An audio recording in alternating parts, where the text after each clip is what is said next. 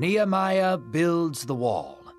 In our last story, the invisible and silent hand of God was used mightily in the life of Esther.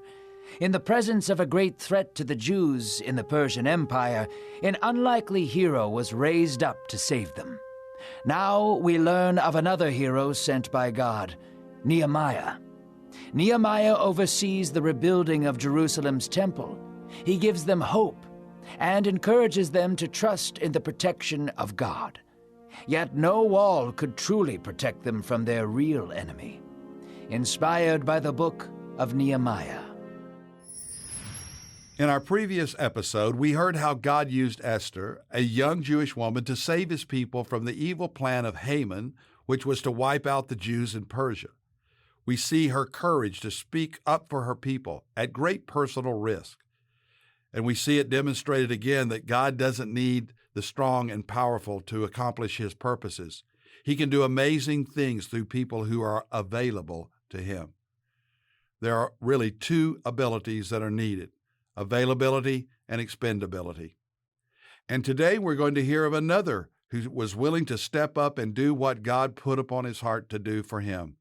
A man by the name of Nehemiah will see the sorry state of Jerusalem and mourn for his homeland and its people. But then he will hear the call to boldly act to rebuild and restore what had been lost. Let's listen now to God's word. The sun was shining on the empire of King Artaxerxes. The mighty nation of Persia shone in the light of day, gleaming with prosperity and power. Serving in the great halls of the king was Nehemiah. He was a Jew by birth, a descendant of the exiles, and loyal to the God of Israel. He served as the king's cupbearer and had his undying trust. Nehemiah served the king diligently and with joy. The two became very close. However, Nehemiah's heart always longed for the promised land. The exiles had returned home to the great city of Jerusalem. Nehemiah had caught word that the temple had been rebuilt, and the exiles were creating new lives for themselves. Nehemiah asked his brother how the new settlement in Jerusalem was faring.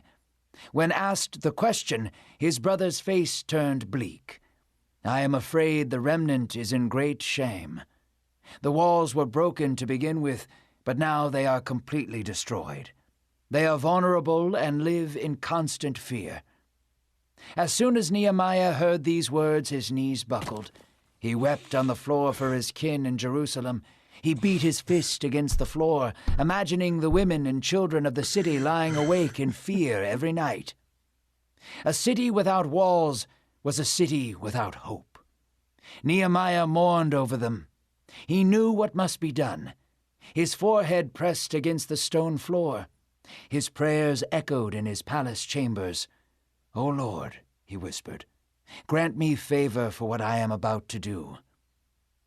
The next morning, Nehemiah was serving food to King Artaxerxes. Nehemiah's usually jovial demeanor was replaced with deep contemplation. The king took notice of this. "What troubles you?" he asked as he was finishing his breakfast. "You are usually filled with the joy of your God. Something must have changed." Nehemiah froze with fear for a moment. He and the king were close. However, he was still considered a god in the land. To be on his bad side was ill-advised. "Live forever, my king," Nehemiah feigned a smile. "Forgive me, but my face reveals a sorrow for my people. Their city is in ruins, and the gates are destroyed."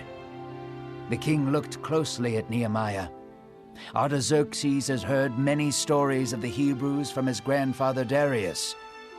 He had heard of Daniel, David, and Moses. Like his grandfather, he held a soft spot for the Hebrews. His stepmother, Esther, was also a Hebrew. He had learned much from her. "What are your true desires, Nehemiah?" Artaxerxes asked plainly. The cupbearer bowed and said, "If it pleases you, I would like to see my people and help them rebuild the wall. As you know, I am a skilled architect." Nehemiah's words resonated with the king. Artaxerxes looked at his wife, who was beside him. She seemed to agree that the cause was noble. So Artaxerxes allowed for Nehemiah to go. Not only did he allow for his departure, but he funded the project himself. He sent money, resources, laborers, and architects to aid in the building. Nehemiah and his team traveled for days and finally returned to the once great city of Jerusalem. Its high towers and low valleys filled Nehemiah's heart with joy. He had always imagined visiting the great city. Now his dreams had finally come true. Nehemiah could smell the faint odor of burning mortar from a distance. As he drew closer, he could see that parts of the walls were still smoldering from their previous attacks. He walked the whole distance of the wall, holding his hands against the broken stone. The walls represented the fortitude of God's people. As long as these walls were broken, so would their spirits. Nehemiah gathered the tribes and elders together. They planned through the night, taking note of which repairs needed to be addressed first. Each tribe and family was responsible for overseeing their own portion of the wall. With the funds of the king, Nehemiah's guidance, and the favor of God, the wall began to find its strength once again. Men, women, and children all did their part to see the wall reach its highest potential. As the walls rose, so did the spirits of the people. However, the project was not without opposition. The tribes that lived on the outskirts of Jerusalem hated the exiles. Since their return, resources had been more scarce, and land was disputed over. They jeered and snickered at the builders, seeking to demoralize them. "Look at these feeble little Jews trying to rebuild what's broken," they scoffed. "Be careful that a fox does not brush its tail against your wall, lest it fall again." The men laughed. The Jews already lacked confidence since they lived most of their lives as exiles. Now they had to listen to the ridicule of their oppressive neighbors. Yet they kept working, and the wall continued to grow. The borderland armies could not bear the thought of Judah reclaiming its power, so they joined forces to rise up against them. The exiles stirred in fear. They were vulnerable and had very little to defend themselves with. Nehemiah did not waver. He put a sword in each man's hand and set up watchmen to take guard over the workers. The men continued to work, but their confidence was waning. Nehemiah saw this and stood before them. "Listen to me," he shouted. "Our God will fight for us. Keep building. If you hear the trumpet, rally to us, and we will watch the Lord defend us." So each man worked with a hammer in one hand and a sword in the other. Weeks had passed, and the Lord had thwarted many plans to assassinate Nehemiah. Each time the borderlands would try and lure him out into a meeting, Nehemiah was spared by warnings of their true plans. The wall grew day by day, as did the confidence of the people. It was as if building the wall itself was what the nation really needed. They needed to come together for a common cause and purpose. That served as a greater protection than the wall itself. Nehemiah began to plan for life after building. He gathered the leaders of Israel together and instituted a day where all debts were forgiven in the land. Nehemiah knew that a land could not thrive if the people were continually indebted to one another. This would prove as a powerful image of things to come. A day when the Lord would forgive the debts of humanity. After 52 days of labor in the hot eastern sun, the wall stood as a monument of hope for the entire nation. For the first time since exile, God's people were able to sigh a breath of relief. They no longer had to live in constant fear of ambush and violence. They could live in peace. They could worship in peace. Nehemiah called for Ezra to come before the people and read the word of God. There they bowed before the Lord and confessed their sin. They basked in his forgiveness and responded to the call to be better. Feasts and festivals were held to celebrate, yet all of it fell flat. No wall could truly protect them from the real threat. No brick could shield the people from their true enemy. The enemy of sin still existed. It still bore its teeth like a hungry lion. No wall would ever be large enough to protect them from their own hearts. That would take an act of God. That would take an act of the Messiah.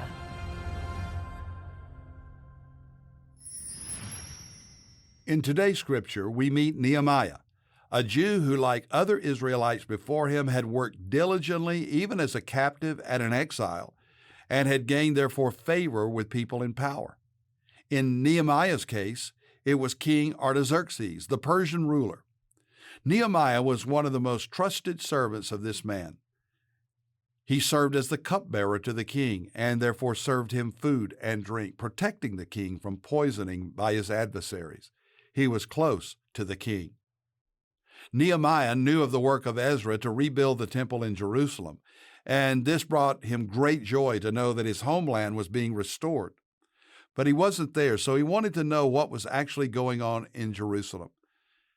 And when he asked, the news disturbed him greatly.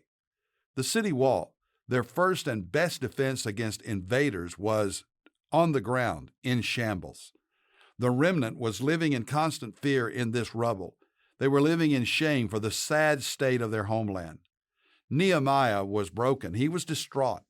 He knew that the walls of Jerusalem represented hope and peace and the glory of God, and he couldn't imagine his brothers and sisters living without God's glory, without God's hope in their lives. So Nehemiah weeps. He mourns.